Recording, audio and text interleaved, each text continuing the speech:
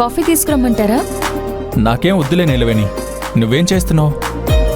ఆరిన బట్టలు మడత పెడుతున్నాను సార్. సరే అయితే నేను కూడా నీకు సాయం చేస్తాను. అయ్యో ఎందుకు సార్, నేను చేస్తాను కదా. నాకేమీ తోచట్లేదు. వర్క్ ఏం లేదు, పైగా ఈరోజు సండే, ఆఫీస్ కూడా ఉండదు. అయితే మీరు ఈ కర్చీఫ్లు మడత పెట్టండి, ఈజీగా ఉంటుంది. నాకు ఈజీ పనులు చెప్పకు నిలవేని. ఏదైనా సరే టఫ్గా ఉండాలి. నాకు షర్ట్ బటన్స్ పెట్టుకోవడం కూడా సరిగ్గా రాదని మా డాడీ కామెంట్ చేస్తూ ఉంటాడు. ఈరోజు ఇస్త్రీ చేసినట్టుగా షర్ట్ మడత పెడతాను.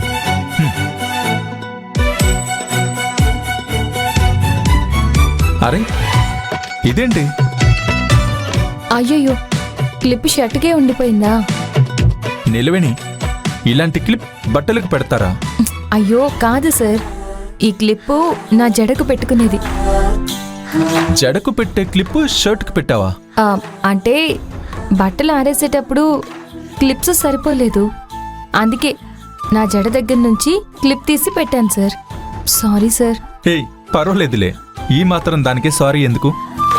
ఆ క్షణంలో ఏం చేయాలో తెలియక సమయస్ఫూర్తితో ఆలోచించినందుకు మెచ్చుకోవాలి. బాగుంది బాగుంది. ఇది నేను తీసుకోవచ్చా? ఎందుకు సార్? నేను కూడా పెట్టుకుంటాను.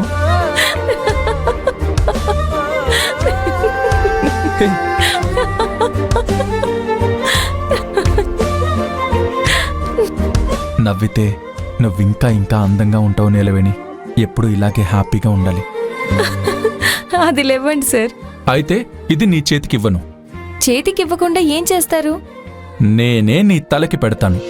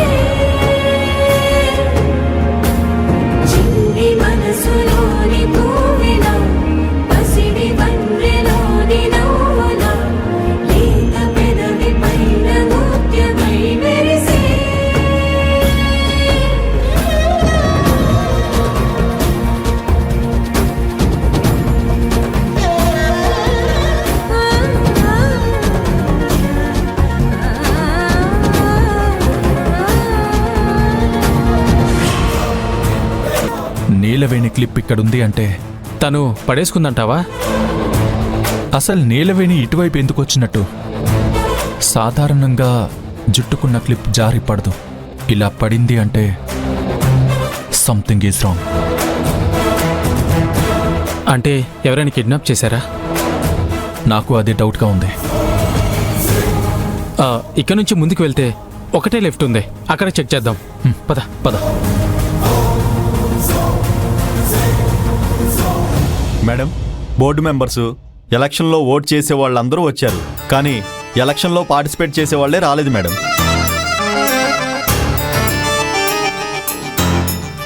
ఎక్స్క్యూజ్ మీ మిస్టర్ మోహన్, పార్టిసిపెంట్స్లో ఒకరొచ్చారు అంటే నేనొచ్చాను, నీలవేణి రాలేదు. దాందే ఉంది, ఎంత టైం అయిందో చూశారు కదా. ఆ అత్తయ్య గారు తను రాకపోతే అర్చననే బోర్డు మెంబర్గా నియమించాలనుకున్నారు కదా. కోటి, నువ్వు మాట్లాడుకు. ఇక్కడ సిచ్యువేషన్ వేరేలా ఉంది. చూద్దాం, ఓటింగ్ అయితే స్టార్ట్ చేద్దాం. నీలవేణి బోర్డు మెంబర్గా ఉండాలనుకునే వాళ్ళు ఎంతమంది ఉన్నారో, అర్చన మెంబర్ అవ్వాలనుకునే వాళ్ళు ఎంతమంది ఉన్నారో తర్వాత మన రిజల్ట్స్ చూస్తే తెలుస్తుంది.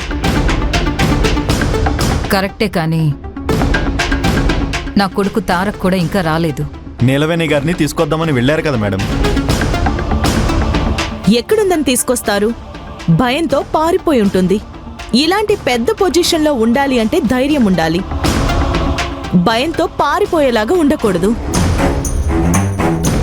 అయితే ఈరోజు ఎలక్షన్ అయ్యేంత వరకు రాదంటావు, అంతేనా? వచ్చేలా ఉంటే ఎప్పుడో రావాలి. మీరు స్టార్ట్ చేయండి. ఓకే. ఆ, ఒక్క నిమిషం. తారక్ లేకుండా ఎలక్షన్ జరిగితే తర్వాత ఫీల్ అవుతాడు. అసలు లేట్ చేయకండి ఆంటీ.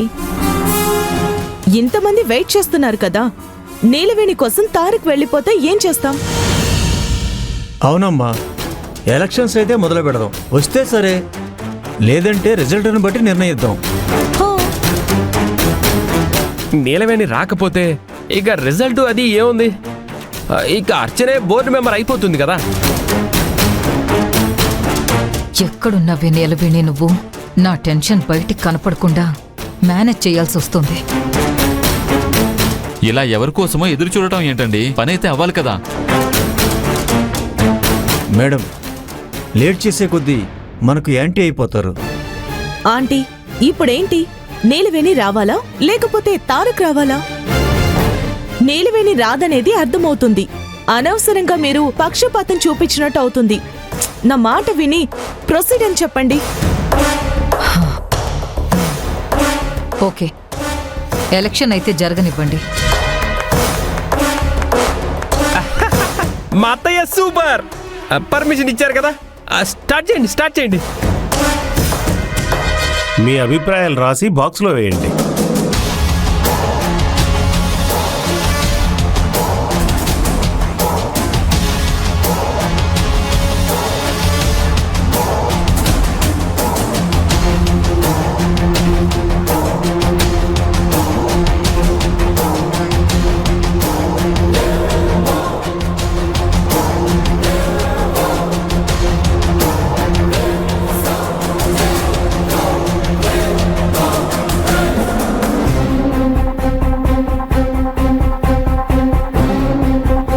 ఇటువైపు ఏ వెహికల్ పాస్ అవ్వట్లేదు, జనాలు కూడా ఎవరు కనిపించట్లేదు.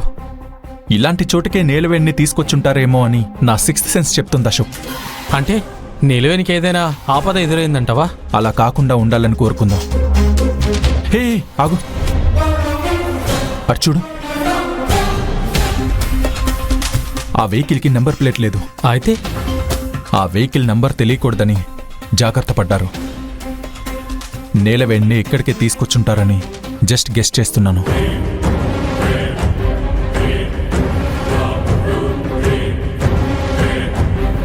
నీ గెస్సింగ్ కరెక్ట్ అనిపిస్తోంది తారక్. వెళ్ళి చూద్దాం పద.